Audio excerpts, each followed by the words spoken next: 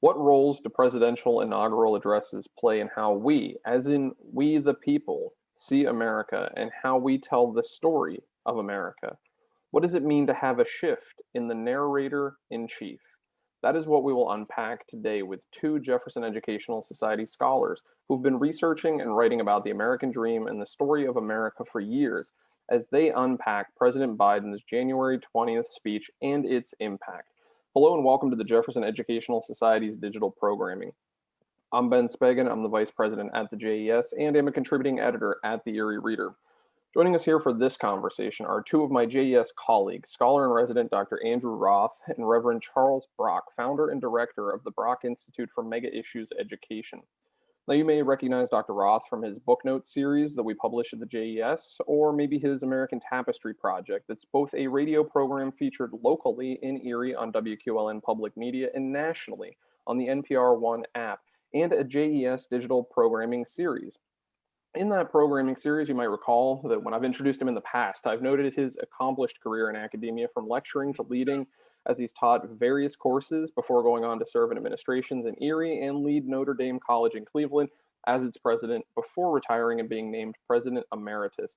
Now, breaking free, I say this all the time, breaking free from the tightening grip of retirement, Dr. Roth heeded the call to serve yet again, this time as the interim president for St. Bonaventure University. Now, at the JES, seeing his vulnerability when it comes to maintaining a relationship with retirement, we wrangled him in, where he's been serving as a scholar-in-residence, offering numerous lectures, producing plenty of publications, and facilitating the Ramey Fellowship Program.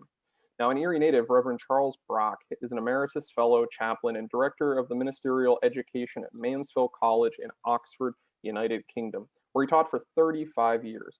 Currently, he is the minister of the First Unitarian Universalist Church of Girard. He serves as the director of the Institute of the American Dream at Penn State Barron, which defines, analyzes, and compares concepts of individual, ethnic, and national American dreams, seeking their origins and evaluating who wins and who loses under the various definitions. He is the founder and director of the Brock Institute for Mega Issues Education, housed at the Jefferson Educational Society, which draws on the integrated wisdom of both Jefferson and Milton, aiming to develop methods for universities and think tanks to encourage students to learn a broad scale in order to understand and respond to the many issues affecting America today. Reverend Brock is a founding member of the JES, where he directs the Brock Institute and serves on the Board of Trustees as its secretary. Now, before we get into the discussion, a few programmatic reminders. While this program has been recorded in advance, we're still taking questions from you, the audience. If you have a question, just leave it in the comment section below on this Facebook post. And of course, for more information about both past and upcoming JES programs and publications, head over to our website, jeserie.org, and be sure to like us on Facebook, follow us on Twitter and Instagram, and subscribe to our YouTube channel. Gentlemen, welcome to today's program. Thank you. Well, thank you, Ben. So Dr. Roth, if we can start with you, you just wrote your latest installment of book notes on President Biden's inaugural address. Walk us through the high points of that. It's out available now, folks, jeserie.org. Also, you can sign up for our email list to get that right in your inbox. Every Thursday, those are coming out. This is number 45, and it's out today as we record this January 28th. So Dr. Roth, walk us through the high points of that piece, please. Well, thank you, Ben. And in this particular book notes, I was actually referring back to some things I've written before and a couple of things you mentioned, just to create a wee bit of context, as I think some, and probably many of the people listening to this today have actually either at the Jefferson, when we could still do face-to-face, it seems almost impossible to believe that's been over a year or almost a year ago that we've been virtual. But the American Tapestry project there, and then of course that was the genesis of the program that is now on WQLN and NPR. And in that I talked about how I was searching for what is the common thread that holds together the many threads of the American story. Jill Lepore, the historian, argues there is no one American story. There are many American stories. And well, I agree with her. I think there also must be some common threads that hold all of those stories together, or else everything will just unravel. And of course, we know with the culture wars that Pat Buchanan infamously declared at the '92 Republican National Convention, a lot of these threads have come unraveled, so much so We even did a book notes on it, that Yeats's line, "The center cannot hold," has become a postmodern trope, if you will, to use some fancy language. And so, and what is the center that is not holding? Well, the center that's not holding is whatever that common thread is that holds together all of the American stories. So in the previous two book notes, I had been talking about an article by William Weston at the Niskanen Center on heroic centrism. And Weston makes the argument that the central institutions in society, which he would include the church, the government, family, educational institutions, their primary responsibility, and I think this is what Charles is working on with the Brock Institute, their primary responsibility is to articulate a society's core foundational values. They might argue and disagree with one another on specific policies and programs, but the core foundational values, to use some fancy language from philosophy, the first premise is there needs to be an agreement on what those are, or everything, as Yeats said, comes apart. And so what I was listening for when I listened to President Biden, as I said in that book notes, I wasn't listening for him to talk about any specific policies. I think given, and this is actually a nonpartisan comment, because I think people on both the right and the left will agree with this, our times are fractious. Given our fractious times, if we're ever really to solve some of the detailed policies, we're going to have to come back to agreement on the major values and ideals. And so what I was listening for in Biden's speech was him reminding us of what the core, the foundational American values are, and whether or not he understood that, because part of maybe the fundamental obligation of a leader is to articulate a vision that unifies the group.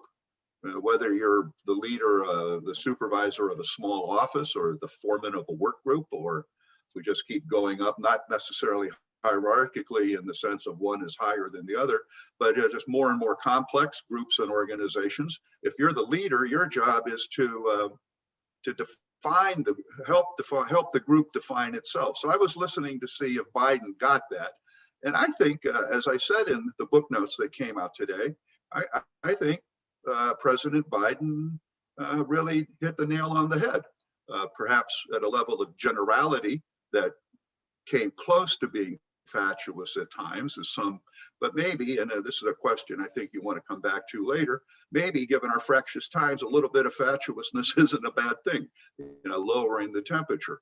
But I think Biden did, and I've been quoting him directly. I think later we'll come back to his use of St. Augustine, and Charles, I'm sure, is much more versed in that than I am.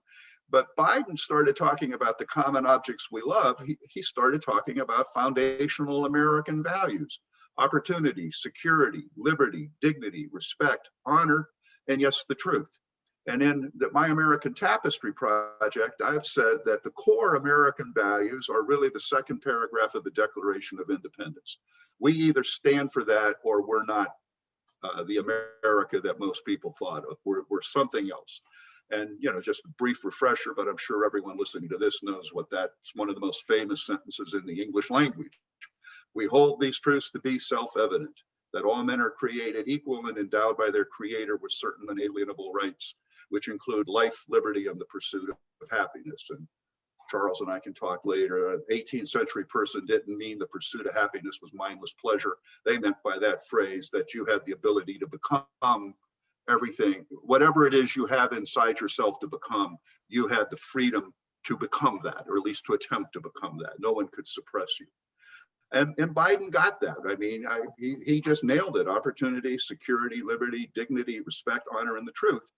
And then, of course, he reasserted that when he said he wants to write an American story, I'm quoting Biden, an American story of hope, not fear, of unity, not division, of light, not darkness, an American story of decency and dignity, of love and healing, of greatness and goodness. And so I think when he really did what needed to be done, and this is, I guess, at the risk of a partisan comment, after 4 years that bordered on, at times was, an explicit rejection of those things, both in word and deed. I think it needed to be said. And so saying these fundamental things, people might say, well, you know, my God, well, we've watched a number of events, including January 6th, which is going to become a day of infamy in American history. We've watched, there's large portions of our fellow citizens who apparently don't believe that, or don't believe it in quite the way I think we all once upon a time thought everyone did. So it was important that he said it. The other thing I was listening for is a democracy can't function, a representative government can't function unless it functions by the rule of law. And while he didn't explicitly use the phrase rule of law, he did say that just days after a riotous mob thought they could use violence to silence the will of the people, to stop the work of democracy, he knows that his job is to defend truth and defeat lies, which is, of course, to reassert the rule of law. So, and the other thing, and I pick up the comment that that wonderful young poet, Amanda Gorman, made, Biden seems to also understand something that a lot of people seem to want to not deal with. And I understand why they don't want to deal with it, and we can come back to it. It would be comforting to think that America was a completed project. We have set up all of the rules and guidelines. We've all agreed on everything we're going to do. And there is nothing more for us to become but to live in a kind of eternal, happily ever after where nothing changes. Unfortunately, that's not how the world works. And I think the young woman, Amanda Gorman, she nailed it. She said, it's because being American is more than a pride we inherit. It's the past we stepped into and how we repair it. And one of the great things of American history, and I've repeated it endlessly, and she also said, America is a nation that isn't broken, but simply unfinished. I love that line because that's actually closer. I mean, she just nailed that. I mean, the wisdom from a 22-year-old is incredibly impressive. America is in many ways an existential nation. We have, since that first statement in 1776, we have spent the last 200 and whatever it is, 44 going on 45 years, constantly expanding the definition of the we, who gets included in the we that hold these truths to be self-evident. And that is really actually the story of America, is the story of this ever-increasing inclusiveness, which of course Biden in his speech nailed again when he said, here we are standing looking out to the Great Mall where Dr. King spoke. And today, I'm not going to quote everything. Well, I will quote it. Today, we mark the swearing in of the first woman in American history elected to national office, Vice President Kamala Harris. You know, don't tell me things don't change. Now, as I point out somewhere in the book notes, not everybody thinks Kamala Harris's story is a good thing, but I happen to be someone who thinks it is a good thing. And Biden didn't go a step further by saying she's the first Blindian to ever hold national office. Now that's a phrase that will really rattle some people's cages, but a Blindian is I just learned this word actually in the last couple of weeks, I have to confess. A Blindian is a person of both African-American and South Asian Indian ancestry, which, bingo, Kamala Harris is. So that's what I was listening for in Biden's talk. Does he get the core foundational values that we as Americans have always said, this is who we are, this is what we believe in? We've not always been true to those ideals, as even the most superficial reading of American history will tell you. But even though at times it's been, we fought a civil war about this, for example, even though at times it's been fractious, to use that word again, the drive, the trajectory of American history has been to be true to those creedal values and to always expand what is meant by them. Andy, Hope I didn't lose you. No, I really appreciate that. And there's so much to unpack, and we'll do that in questions. But Charles, Reverend Brock, I want to turn to you here too, to get some of your initial takeaways before we dive into those questions and kind of go back and forth and start to pick apart some of the language and some of the themes and the tropes we pick up on from the speech and what that means to the American story. But turning to the American dream here, Reverend Brock, you have studied the American dream for decades now. What stood out to you? Take us through what stands out to you in Biden's speech in the context of the American dream. Right. Well, thank you for this program, Ben and Jefferson. And Andy, that was a great introduction. I really do like it. By the way, call me Charles, not Reverend Brock.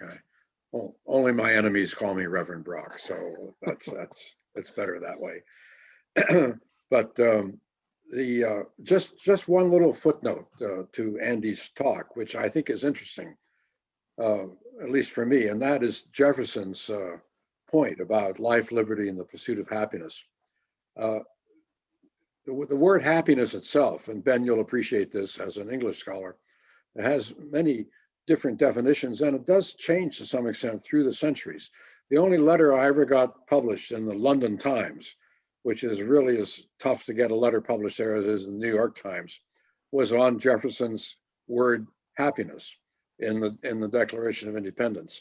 And if you look up the 18th century meaning of happiness, and you can find that in the Oxford English Dictionary, because they give you a timeline on what these words mean in the different centuries.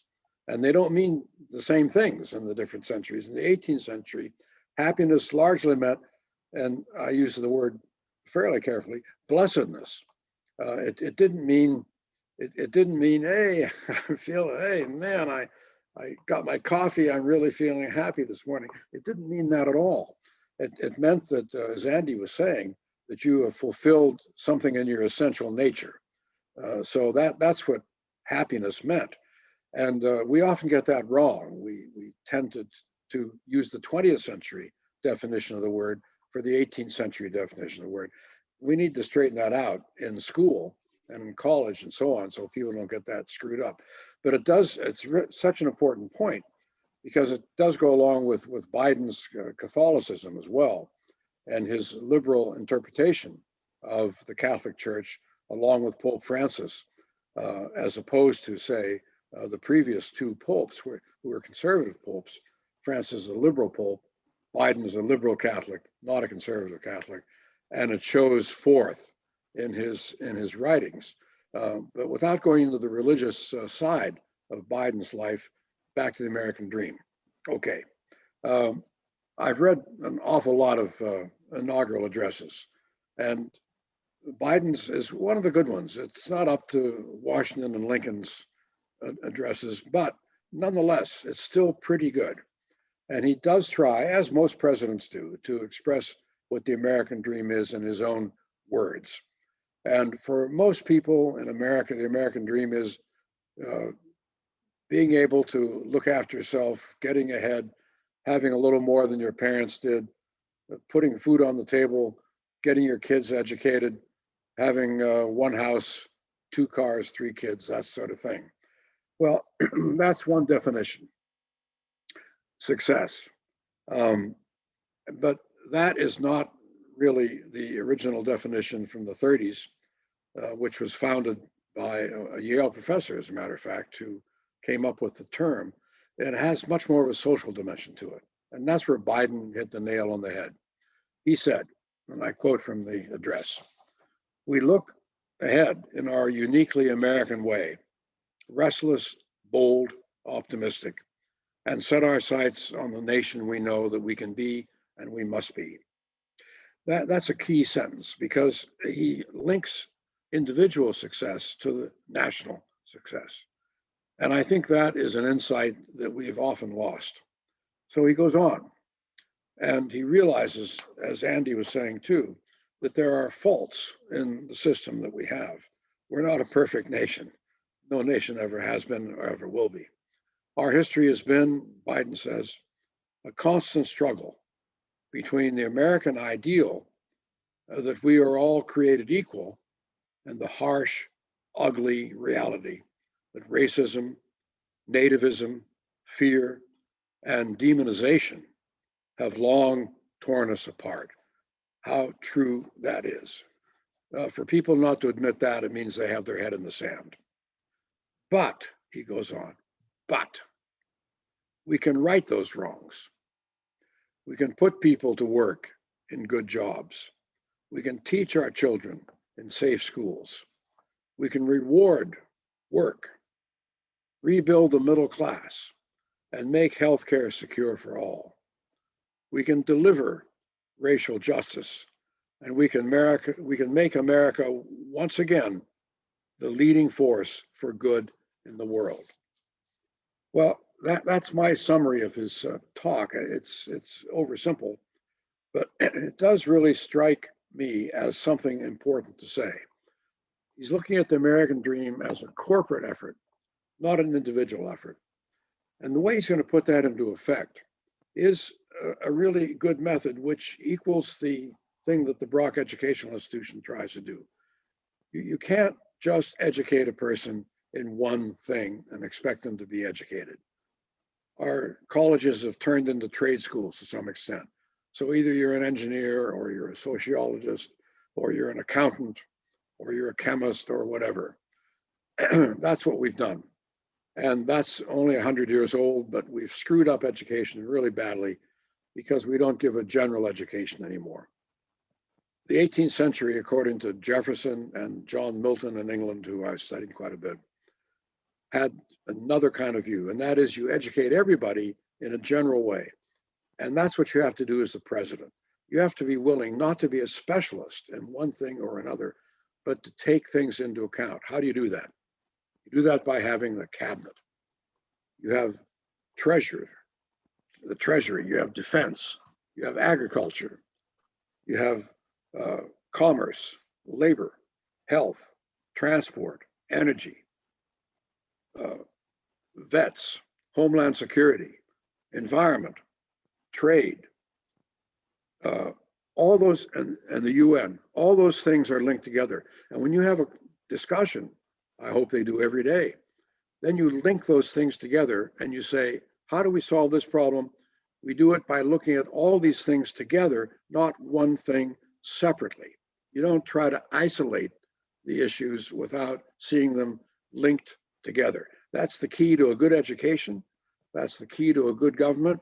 And so far, so good, 1 week into the administration. Thanks for that. And so, Charles, I appreciate that, because I think that what you're touching on there with the unity is not only what some of what Andy had talked about, the unity of the country and bringing the country as a culture together, as a people together, but then governing through unity. That if we're going to lift everyone, everyone must participate in that. I think that that's a good way to look at that. And at the beginning, you had acknowledged, your experience looking at inaugural addresses, and that, Biden's was good, and we'll pick apart some of the lines and we'll talk about it. Biden's, was good by your measures, but no Lincoln, no Washington. And I can't help but think of one of the things that you referenced, Andy, in your book notes. You had cited David Graham, who had written that Biden's speech was well wrought, but it offered nothing unusual, nothing surprising, nothing especially memorable, end quote. And then there's another piece in the Atlantic by John Dickerson, who had written, Joe Biden has a real shot at being a boring president. And he framed that in a good way, that would be a good thing for him to be a boring president right now. Why such the case that unusual, nothing memorable, and boring as good? Is this a balm trying to be applied to the country? Is this reactionary? Why is it a case for being good and unmemorable and unusual? Andy, I'll go to you first. Well, I think what Graham and Dickerson were getting at, and again, this is going to sound a little bit partisan, but I actually, I guess it is. We've just been through, well, even go back to the Tea Party in the late aughts, or whatever you call the first decade of the century. We've just been through a period of time where politics boiled over, or was threatening to boil over. And it was really, what's not the crisis of the week? It got to be almost what's the crisis of the hour, quite frankly. What was the latest tweet? And I think what they were talking about is, back to what I said earlier, is just kind of lowering the temperature, trying to separate what's important from what's not, and refocusing on what's important. And I think, Biden was trying to do that in his inaugural address. What's important is reasserting these core values. But I also think what he was trying to do, or what he is trying to do, and the way he's governing. And he is governing as American presidents of both parties prior to his immediate predecessor have governed, with a kind of maturity, a kind of seriousness, and a kind of recognition of what some people call the guardrails, what you might call the social norms, or the customs and mores of the office, in ways his predecessor didn't. And so I'll kick this over to Charles in a minute, but I'll end my comment. Both Charles in different ways for a very long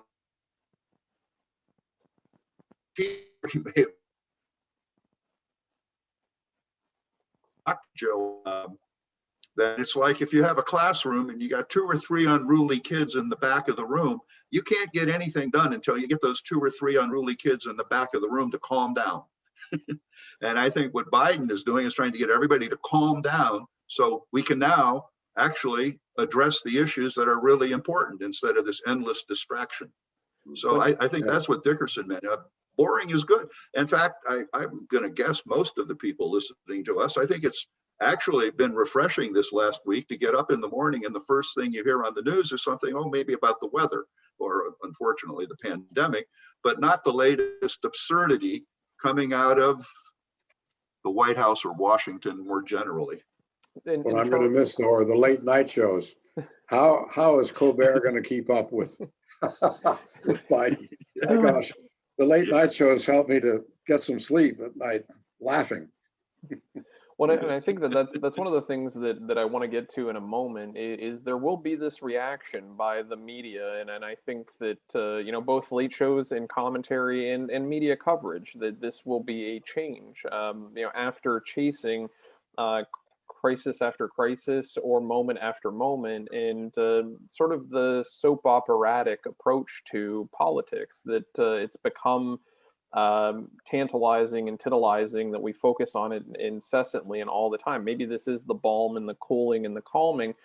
Charles, I want to pick that up with you and note one of the things that stood out to me in Biden's speech was the line that democracy has prevailed. And then that to me was a bold line that he said, but I think some might pause there for a second to want to insert the word barely, that it barely prevailed.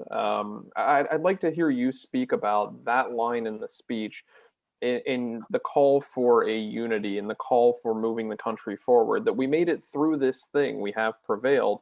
But I feel like many people want to say just barely. We saw how fragile democracy can be. It's fragile, okay. I was gratified to see the Erie Times put that as the headline from Biden's speech when he gave it. Democracy has prevailed. And, that's right. I think, again, to be partisan on this, but I think we almost lost it. And had we had another 4 years of Trump, we would have lost it. I think we wouldn't have had the United States as a democratic country anymore.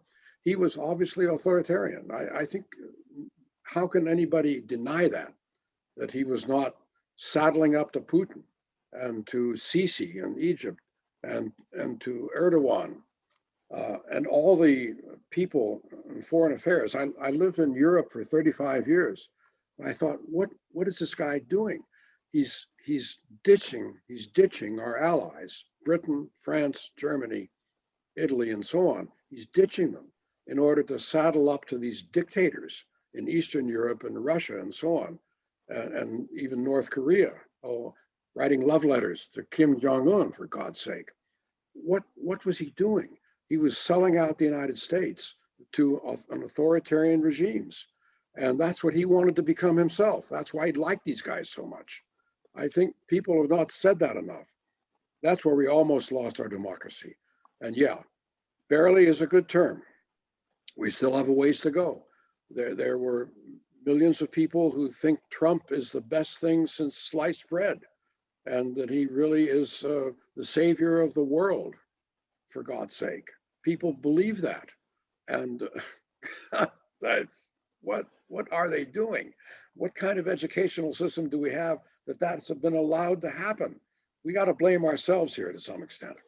Well, and I think that in many ways, seeing the Trump presidency, recognizing that it's symptomatic that there is a deeper root cause to how we got there. This didn't start with President Trump and the movement toward the embracement of authoritarianism or a shift away from the core principles and foundations. Andy, you talked about this earlier, of who we've been as a country or who we endeavored to be and to do it better. So I think that's an entirely different conversation that I want to get to in a different program where we can start to unpack how did we get there, and that we finally shined a light on the there to understand it. Maybe we'll do some of that here in context of the speech, but I want to pull out another line, Charles, and push you on this one, and then Andy, kick over to you. Another line that stood out to me from the Biden address, and I think this speaks to those international relations and looking at what we're going to do the next 4 years after having just had the last 4 years. Biden said, we will lead not merely by the example of our power, but by the power of our example. And aside from being a lover of the rhetorical device, the chiasmus, which I think is effectively used there, I really like that line. That really caught me. That was one of the ones I jotted down when I was listening to the speech in real time. And that speaks to me about what it is we're going to do on the international stage. Charles, what do you see in Biden saying there? That's been a common theme of many presidents, that we lead by example, not by force. That's a little naive. I think that one has to use both items, really. Jefferson was the one who pushed leading by example most of all in the early presidents. But other presidents, particularly in the 20th century, I know people don't like Teddy Roosevelt very much, but he helped to start it, and Woodrow Wilson helped to cap it, but so did FDR. You have to also not only lead by example, sometimes you have to fight. And so we go to wars. And some of the wars we've done have been good wars. Some of them have been bad wars. But there's no getting around it, that the military is extremely important. And the idea of losing our power, losing our military, losing our advantage in atomic weapons, for example, would be a disaster for the United States. And I think most of the presidents in the 20th century, if not the 19th, have certainly realized that. In the 19th century, we didn't have the power to say, we're going to lead by power. We said, oh, we'll lead by example. But you got to do both. Certainly the example has to be there, but so does the power. We can't live without a power base. Andy, I want to turn that to you with the idea of what is our example right now? If we're looking at how fractured we are as a country, that there are still more than 70 million people that had voted for the last president, to see that as the pathway to future. And here we have President Biden now calling for us to lead by example. What is our example? How do we reshape that in the context of the American story to project that out on both the national and international stage? Well, I think, a number of people might disagree with me because on a number of occasions in American history, particularly during the Cold War, we defended people who perhaps didn't merit defending, but we defended them because they were our allies. So I'm going to acknowledge that caveat first by saying we are also the country that went to war, Wilson, to make the world safe for democracy, perhaps naively. We are also the country that fought a war on two different coasts during World War II to defeat authoritarianism and tyranny of the worst kind. To see someone in the capital of the United States with a T-shirt that says Fort Auschwitz, either that person is a complete moron or that person is evil beyond my ability to comprehend, because if there's no middle ground, if you understand that. And we are, when I say we, not me, but my father, Charles's father, a generation. I mean, these people, we did that. And when we won those wars, particularly World War II, and again, I understand there are people who would disagree with what I'm about to say. We did in some ways create an empire, but it was a different kind of empire than the world had ever seen, I would argue. I mean, for one thing, with the Marshall Plan, we rebuilt Europe. We rebuilt our enemy, the Japanese, into one of the great economies of the world. Very few conquerors have ever done that. And I think the example that we have is that, and I agree with Charles, we do need to be able to back and be willing to back it up, even though that has on occasion led us astray. But the great example is our values.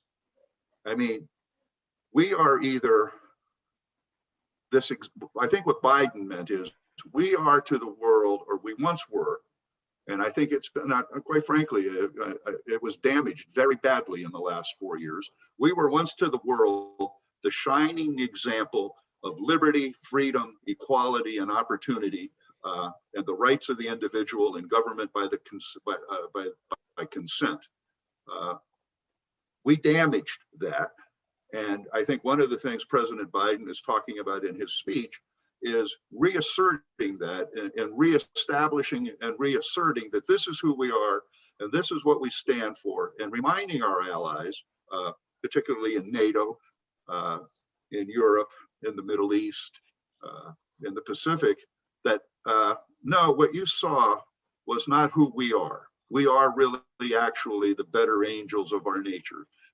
We take our belief in liberty, freedom, equality, and opportunity, government by the consent of the governed, seriously.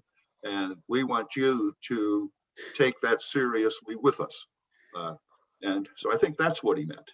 And that's straight out of the Reagan playbook. And Andy, you've written about this before. Yeah. Peggy Noonan having inserted the word shining city. That we're not just a city upon a hill, we're a shining city upon a hill. And that is the American beacon out into the world. And, you know, so it's not necessarily a partisan thing. Well, and actually, I'm interesting that you brought that up. I did write a book notes on this, but I've used this before. Charles and I have talked about it.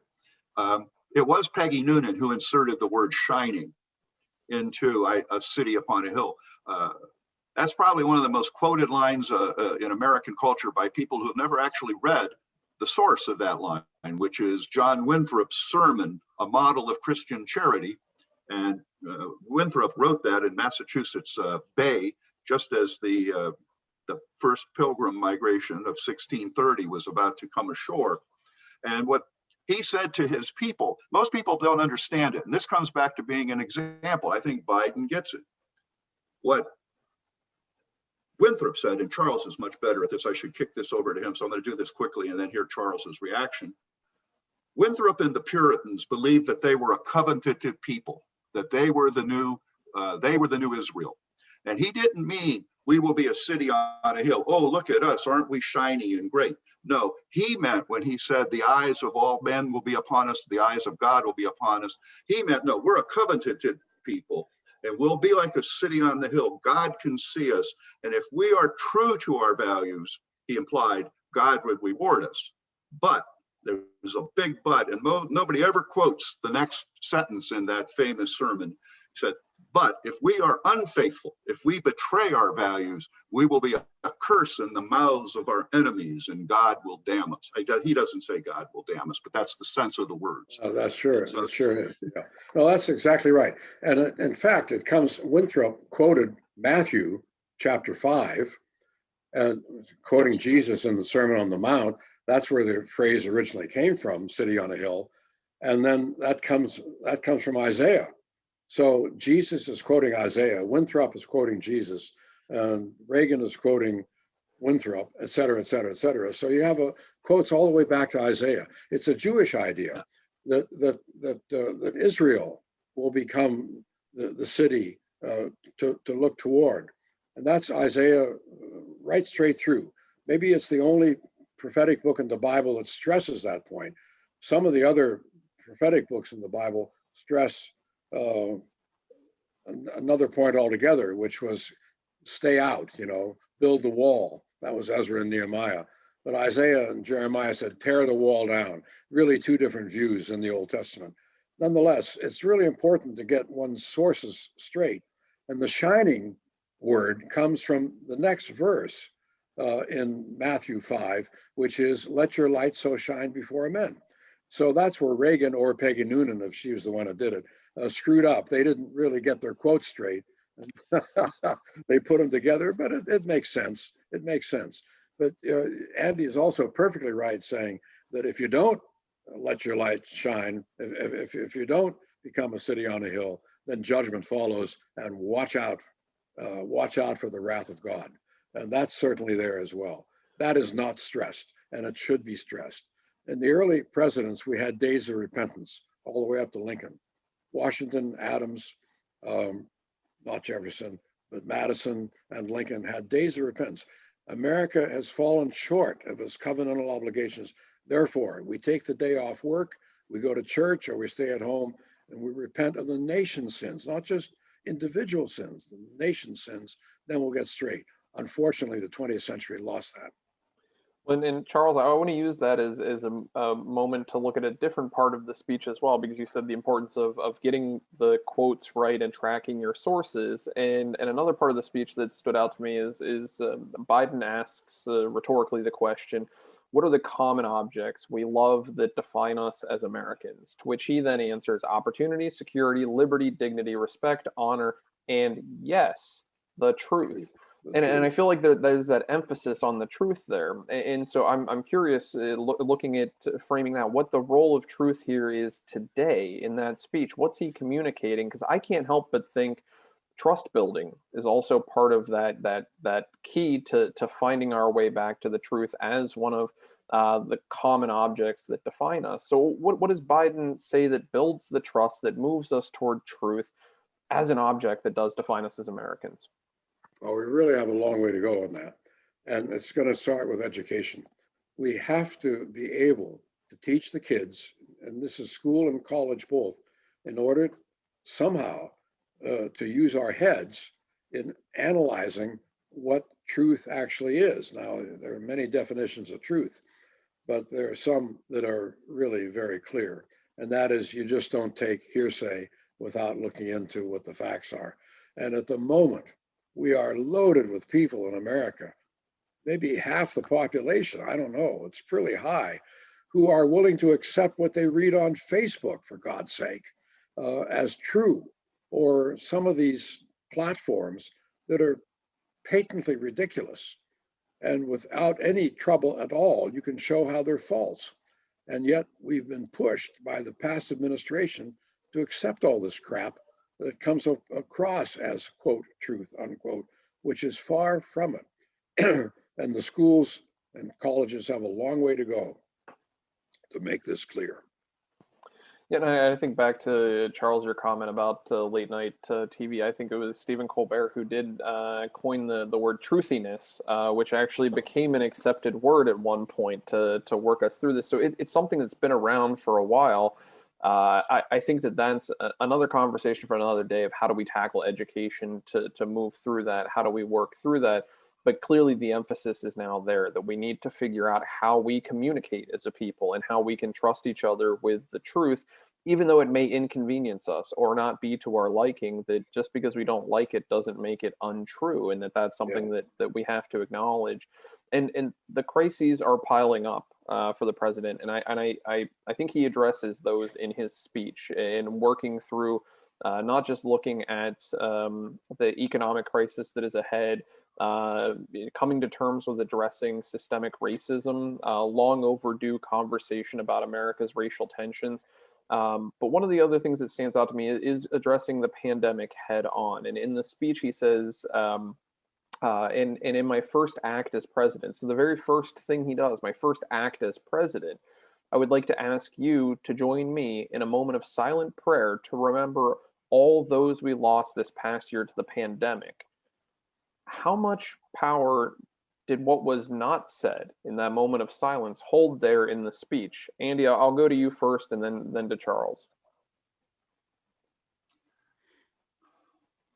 I think the power of that comment in some ways came from two things. One, your question, what was not said, and also what Biden did. Part of the job of a leader, and every president prior to Biden's predecessor, at least, I got to be careful of every, because I'm not sure if all 44 of them did this, but I think as a rule, certainly in the 20th century, every president understands that part of their job is they are the national mourner in chief. And part of what they do is to share their empathy and sympathy and identify with their people. And so you can think of any number of examples. George H.W. Bush, George W. Bush going to the site of 9/11. Rudy Giuliani, who, you know, seems to have undergone a major personality change, but he got it when he made the comment once. He went to every funeral for every policeman, firefighter, and emergency worker who got killed in 9/11. He said, funerals are important. Giuliani, at least once upon a time, understood it. Part of your job, I even think of when I was the president of a couple of institutions, showing that you are alert and attentive to what is happening to the people around you and that you empathize with them is part of the job description. His predecessor didn't seem to get it. We talked about Garth Brooks and Amazing Grace, Obama and his, when he sang Amazing Grace at the church in Charleston after that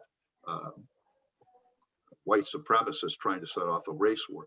So Biden was doing that. That's what he was doing. He was showing that he understands part of this job is to recognize the pain of the people and to show that you care and that you empathize.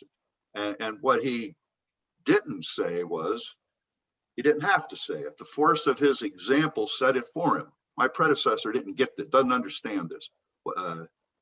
And you know, he didn't, you know, obviously he didn't talk about it. I mean, he didn't get into the psychological analysis of why the predecessor didn't get this or know how to do it. Actually, Trump did go somewhere once. I think it was the Walmart shooting in El Paso. And the pictures, I mean, literally pictures are powerful.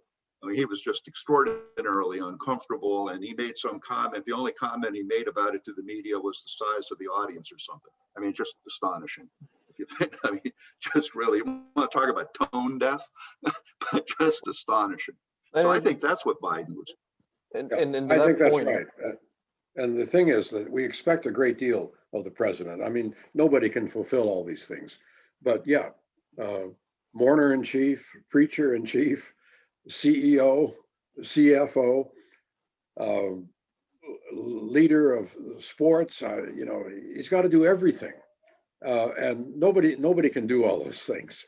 But we expect somehow that they should, and our expectations are way over the top on what the president can do, and so it's really tough on them. But I agree that certainly to be out there in front with the mourning is absolutely crucial. And Charles, maybe the answer is back to something we touched on earlier. It's education, but I would turn that to you and ask, because you know, we talked about him already, John Dickerson. He has a book out, Hardest Job in the World, and it explains how much we've heaped upon the modern American presidency and how much we over expect the executive office to deliver in the way that it's not intended to. It was not drafted to do that. It was not designed to do that. How do we adjust our expectations of the executive branch, of the president? Charles, how do we as a nation move through reframing that? Yeah, I think the answer is to push the cabinet a lot more. When Washington formed his first cabinet, they were extraordinary individuals. Thomas Jefferson, John Adams, Alexander Hamilton, John Jay. I think that was the cabinet. They didn't get along at all, as a matter of fact. And in fact, Jefferson left early because he couldn't stand Hamilton, and for good reason. But in any case, these guys were almost as important as Washington. However, without, you know, you have to have the central leader. You have to have the guy or the gal who pulls it together and holds it together, and that's what the president's job is. But, you know, to devolve some of the things, as a good CEO does, as a good leader does, a college president, as Andy, I'm sure, knows how to do, you do devolve things. You know, you let other people take charge of stuff. You don't micromanage them all the time. And you don't fire them every 2 minutes either. You let them, unless they're a total disaster, which can happen, but you let them go to full term, so to speak. And then, you know, at the moment, Biden has picked a fantastic cabinet, really. So everybody I've seen has been excellent in what they've done in the past. They have tremendous track record, and we should listen to those people almost as much as we do the president. And so, to some extent, that takes the heat off the president because it works as a team, not just as an individual. Yeah, our frequent Global Summit contributor, Doris Kearns Goodwin, of course, wrote a magnificent book about that team of rivals. And sometimes when I would teach leadership, I talk about how I use the line, and all through the previous administration, I thought of this line: A people hire A people, B people hire C people. You can gauge the quality of the person by who they surround themselves with. And it's kind of a cliche in leadership talk. You should be the dumbest person in the room. That's not exactly true. I mean, you can't be the dumbest person in the room. But the point is, you don't know everything. It's impossible to know everything. You need people who know what they're doing. And I think I see a little bit in this first week of Biden, who was, when he was a senator, has, he's gone on record that, he thinks the imperial presidency needs to be brought back down. Now, whether that can be done or not is, that's a major question for the future of America. But I think you see him kind of trying to lower that profile. I agree with Charles. The cabinet needs to be important. That the president doesn't go out and talk about public health policy. You go get the Secretary of Health and Human Services to talk about it. And if she or he doesn't feel quite expert on a specific issue, you get the person who's in charge of infectious disease. I mean, one of the interesting things is, and maybe just occurs to me, I'm not entirely sure it's relevant, is watching Dr. Fauci. He's a man who's been liberated. He can do his job. His eyes are shining. Yeah, it's like, okay, he doesn't look my tired. job. Doesn't look tired anymore. Well, I mean, even and corollary to it is we need Congress, which that's another talk for another day. Yeah, that's another one. Yeah, we need Congress to reassert itself in an intelligent fashion. Well, and going back to the idea of truth in facts and science, because Biden actually says that in his speech as well, of re-embracing science, and I can't help but then look at climate change, because we still have people in the country that deny that the climate is changing and that climate change is occurring. Charles, what did you pick up on in Biden's speech for him addressing climate change head on? Where he wants to steer the country in that conversation? Well, he put it really as almost number one issue, and appointed John Kerry at the cabinet level to carry this stuff out. That was really good. And I wish he'd appointed Al Gore, really. Al Gore is the one who started the thing for most of us, and really does deserve the credit for doing a wonderful film, won a Nobel Prize on it, as a matter of fact. Al Gore did. And that sort of thing is crucial. If we don't sort that out, we'll 4 generations, we're dead. We're gone. We're done for. And all the science agrees on that. You can't find, except maybe 1 out of 1,000 scientists, and they are the ones usually that work for the fossil fuel companies, who don't agree with what the crisis is in the world, not just the United States. And the idea of cutting down fossil fuels, going to wind power, to solar, and so on, electric cars, all that is crucial for our future. The grandkids will never survive if we continue to drive gas cars and mine the coal. Now, my father was a coal miner in West Virginia, and I don't know what he would have said today, but I think if he were smart, he would have said, we got to get rid of those mines. There's no 2 ways about it. We got to get to we've got to stop using fossil fuels. And Biden was on about this. His cabinet is on about this.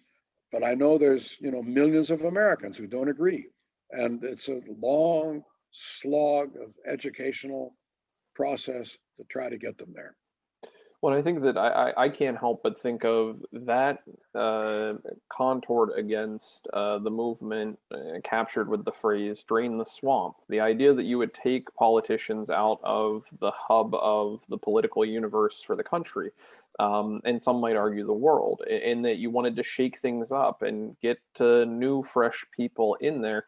Andy, to you, how do we bring people into that conversation that say, I'd rather shake it up and shake the system and get rid of people that have been ingrained in this doing political work, policy work for years, because I'd rather opt for something different, a person who's never been elected before, someone who's not governed before, because to them, they see that as a brighter path forward. How do we have that conversation?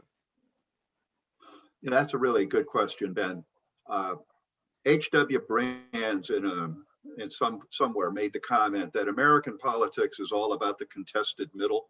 40% will always agree with you, 40% will never agree with you. It's about the 20% in the middle.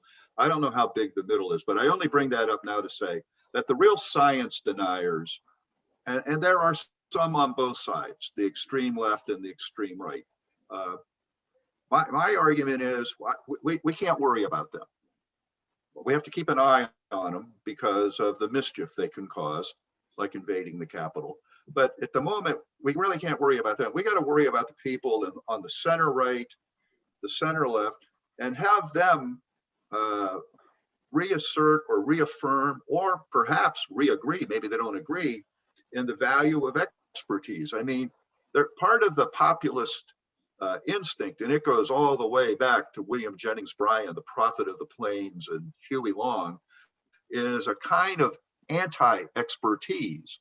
And that is socially suicidal because you actually need people who know how to run. And instead of the really exotic things, the wastewater treatment plant down on the Bayfront Highway, you need people who know how to do things. And just the same in government, you need people who know how to do things. And how this is really, I think part of it all ties into people feeling devalued or disvalued. And it's really kind of a corollary to a kind of anti-elitism. And in the last 30, 40 years of American society, I wrote a book notes on this. I mean, we've got this notion of some meritocratic elite that has not been really ultimately productive for us. It's actually been counterproductive. And it has something to do with the rise of elite higher education, about which I have ambiguous feelings, and a number of things. But the notion that you can actually function with people who don't know how to do things is an old notion. And every time it's been tried, things get gummed up. You never know how important it is to have somebody who knows how to do something until you are in a situation where you don't know how to do it. And I'll use a kind of street level thing. There's an old joke about knowledge and leadership. The janitor of the school retires. Next year, they can't figure out how to turn the boiler on. They call the old guy up to come in and turn the boiler on. He comes in, gets up a ball-peen hammer, and most people know ball-peen hammer has a ball and not a claw. He gets a ball-peen hammer, slides underneath the boiler, taps it, comes back out, the boiler turns on, he goes, that'll be $100. No, and they go, $100 to tap the boiler? He goes, no, the tap was $1. It was 99 for knowing where to tap. Well, and this is I think this is me oversimplifying, but I can't help but think of it in context of, and how I've had conversations with people saying, I don't want to shake things up. If I need a plumber, I don't call an electrician, because I don't want to shake things up and try something different. I want to call someone who knows what to do, somebody who studies politics, studies policy. I think those are people to put in places of politics and policy work. And there's a lot that lies ahead. And I think that we've just identified another thing to talk about, which is, where do we go in working to aim policy to help the people who have felt unheard for decades, who finally for the first time felt heard or engaged or part of the conversation because it had been different. And how do we address their concerns, their challenges through smart policy that can lift them up and bring the country together. I think another conversation for another day, because we've already identified we need to talk about Congress, we need to talk about education, and we need to talk about the root issues of how we got here, where we move from it. I'm looking at the clock. We're almost out of time. So gentlemen, I want to ask just one final question to you both, and I want to draw back to the speech one more time by President Biden on January 20th, in which he closes saying, "So with purpose and resolve, we turn to the tasks of our time, sustained by faith, driven by conviction, and devoted to one another and to this country we love with all of our hearts." Charles, we talked about it a little bit earlier, but I want to go back to you and ask about the role of Biden's faith in that speech. That we are sustained by faith is what he says. And then Andy, I want to turn to you and ask about that devotion to each other, the unity there again of who we are as a country, the bigger we that you talk about, the ever expanding we, the inclusive we. So Charles, first, the role of faith there as Biden closes out his speech, looking at that note, the entirety, what role does that play? It's enormous, and Biden's faith is, as I was saying originally, a liberal Catholic view, which has a very strong notion of social justice within it. Always been the case, right from Thomas Aquinas on up, from Saint Augustine on up, from Saint Paul. It's always been there, and without that, it's really tough to get the Western story straight. So yeah, whether even one believes in God or not, the important thing is to get social justice straight, and that's such a crucial point of the Western tradition, Jewish, Muslim, and Christian. And Biden's got that on tap. And there are many views of contemporary Catholicism that I think it's so refreshing to see a liberal Catholic rather than a conservative Catholic being in charge. And historically, just the second in our country's history. So will be interesting to watch that, the time in between Kennedy and now in that impact. Andy, to you, that devotion and devoted, and quote, and devoted to one another and to this country we love with all of our hearts. That devotion, how does that mesh with the unity theme in the American story? Well, I think that meshes with the comment he makes a little earlier in the talk when he quotes Augustine, that a multitude becomes a people by the common objects of their love. And as Charles, I'm sure, could explain for us, Augustine meant that a little bit more nuanced than Biden did, but we don't need to get into that now. But using it the way Biden meant it, a little bit, I'm not going to say using it just the literal sense of it. I think that's important that Americans relearn the common objects of their love, and the fact that we are here, we all occupy this time and space, and while we don't agree on maybe certain specific policies and different issues, we need to rediscover the things we do agree on. And I think that those common objects of our love come maybe in three buckets. The profound, which would be the American Creed, the Declaration of Independence and the Constitution. They also come in what's known as America's civil religion, which we don't have time to get into, but that could be yet another program. Robert Bella's idea of that in America there is a civil religion. And it also comes in the banal. And so I like to emphasize the kinds of things that are possible. So, amongst the banal, are, things in what you might call popular culture. And this new series that you and I are going to be doing with the Jefferson on holidays is one way of getting at that, which I hope is non-controversial, but still significant, is what are the things we celebrate? And to remind ourselves we have these things in common, and that we are people who might disagree about certain things, but we are not one another's enemies. And that's really, I think, what he was trying, the direction he was pointing in. And so we've left plenty on the table, gentlemen, that we got to come back to in future programming, from looking at education and its role in the path forward to how we're having conversations now driven to the forefront, looking at the transition between the two administrations and looking at the country that has been left behind because of that and the country that moves forward in spite of it or because of it. what's Congress's role in all of this. But I want to thank you both so much for taking the time. Dr. Andrew Roth, Scholar-in-Residence at the Jefferson Educational Society and host of the American Tapestry Project on WQLN Public Media, with episodes available on the NPR One app and WQLN.org. Reverend Charles Brock, the founder of the Brock Institute for Mega Issues Education and the Institute for the Study of the American Dream housed at Penn State Barron. Thank you both so much for taking the time to unpack this speech, your thoughts on it in the now, and set up ideas, programs, writing for the future to come. Thank you so much. Thank you, Ben. Thank you, Ben.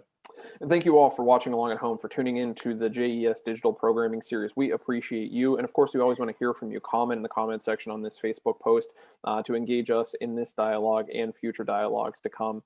For more information on upcoming Jefferson Educational Society programming, please visit our website, jeserie.org. There you're also going to find videos of other past presentations available to stream on demand. Other publications, including reports, essays, and timely writings, including that book notes that Dr. Roth has written that we unpacked a bit of here today in conversation.